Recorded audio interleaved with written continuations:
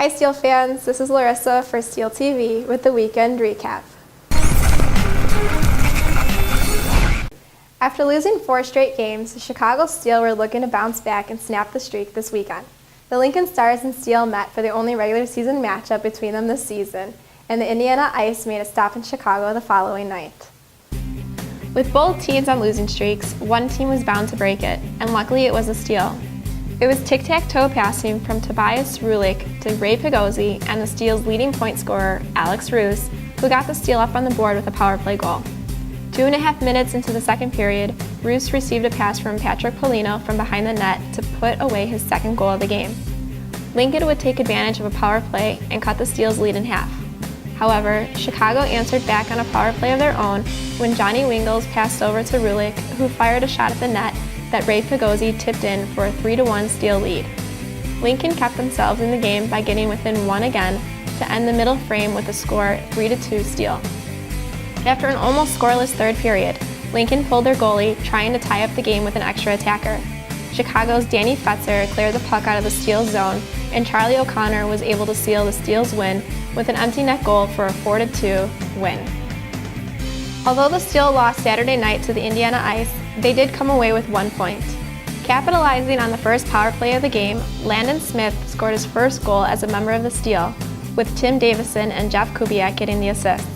Indiana scored 2 goals, one shorthanded and the other on a power play, to lead the Steel 2-1. Under 30 seconds into the second period, Indiana increased their lead 3-1. Chicago fought back to score 3 goals. Jacob Slavin registered his first goal of the season, coming off of a pass from Alex Roos. Chris Dodaro netted the tying goal with a nice centering pass from Joseph Widmar. The Steel took the lead when Tyler Hill scored his first goal in the USHL, assisted by Johnny Wingles and Sam Piazza.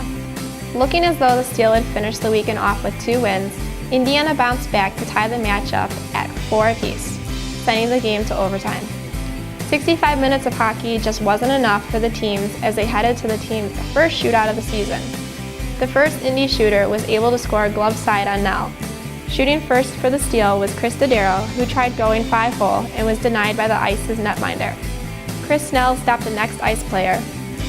Up next for the Steel was Alex Roos, who was unsuccessful in his attempt. The last Indy shooter was turned away by Nell. However, Ray Pigozzi was also stopped by the Indiana goaltender, thus unable to extend the shootout, falling to the ice 5-4.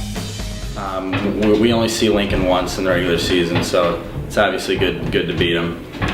And yeah, the boys came together at the end, and yeah, we managed to pull it out. So especially because you guys were already had lost 4 in a row. Yeah. No, it's always good to snap a losing streak. You know, they're tough, but they're going to happen at some point in the season. So yeah, no, Saturday was a tough pill to swallow. I mean, you never like losing in a shootout.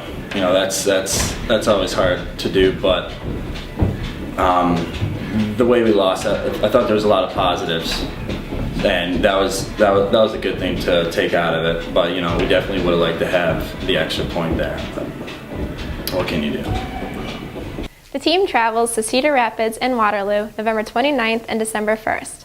Follow the Steel's Twitter, Facebook, and blog for updates.